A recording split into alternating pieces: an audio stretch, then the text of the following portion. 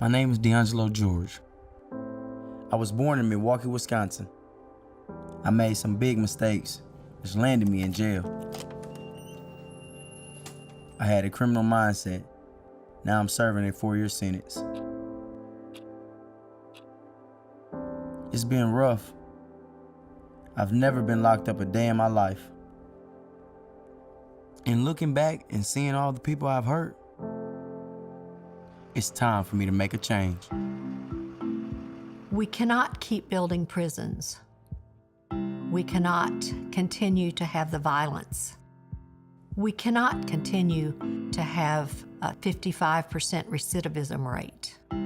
The average person that I teach is an addict. They're young. This is maybe the first time they've been in prison. Young men who want to make a change in their lives.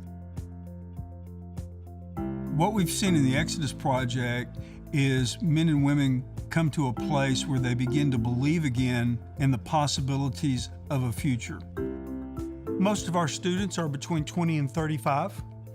We have students who were brought up in good families with high moral values.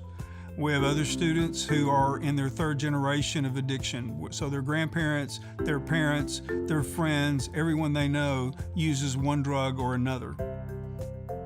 The Exodus Project is an educational experience designed for men and women in prison just prior to their release. The curriculum is specifically designed to build in the capacity to change. They help you find a vision for the type of person you want to be, the type of life you want to lead. I didn't come from any advantage in life, and I have a plethora of self-imposed disadvantages. Being a felon, being a recovering addict, etc. The list goes on. But despite those things, I've been able to carve out an outstanding life for myself. And if I can do that, any single person on this planet has every single opportunity to do the same. I think there's 3 things that when you're trying to rehabilitate a person, that a person needs, and it comes from the teachings of Jesus.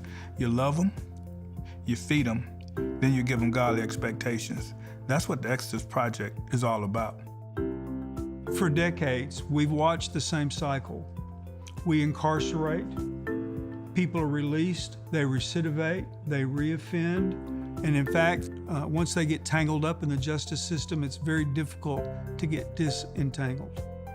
And so once you go to prison, the chances are actually better that you'll go back than you won't. That's unacceptable. We want people who come out of prison to be prepared to re-enter society. We want them to have job skills. We want them to have social skills. We want them to be drug and alcohol free. We want them to be ready to never look at the inside of a cell again. And in fact, we much of the time get the opposite. We can do better.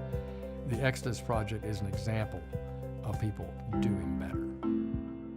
History has been, you lock them up, take them out of the community to provide for a safer community.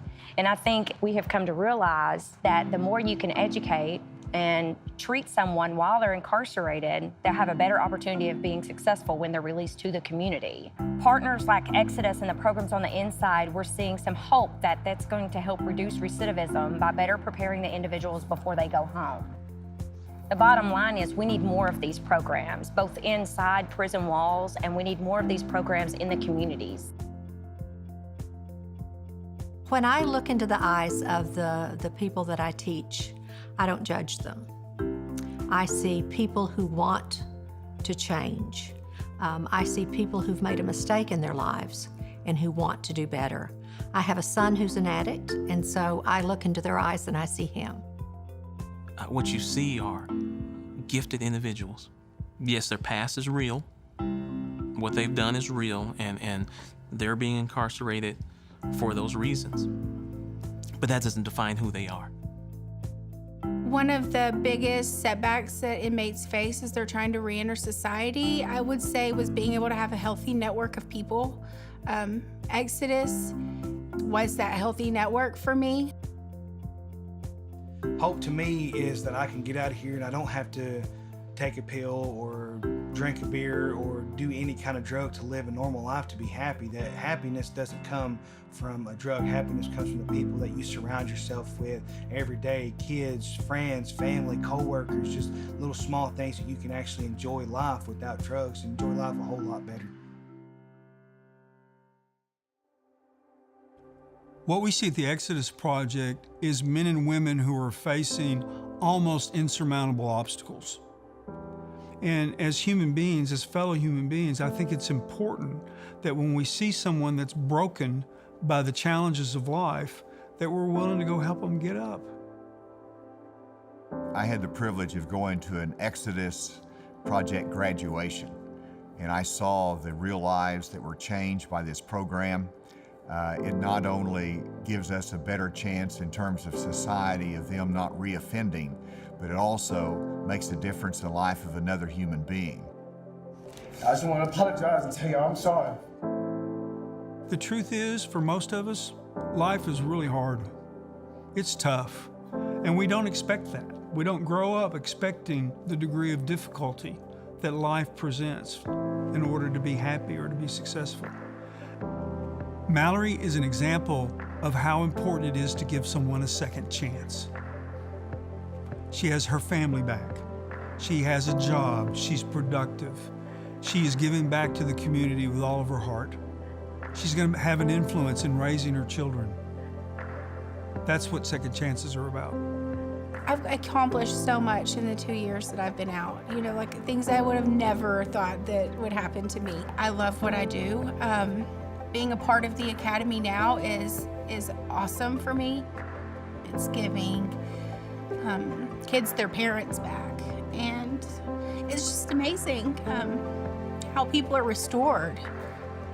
It's the best thing that ever happened to me. I mean, I get to get up and come work at the same place that saved my life, so it's very fulfilling.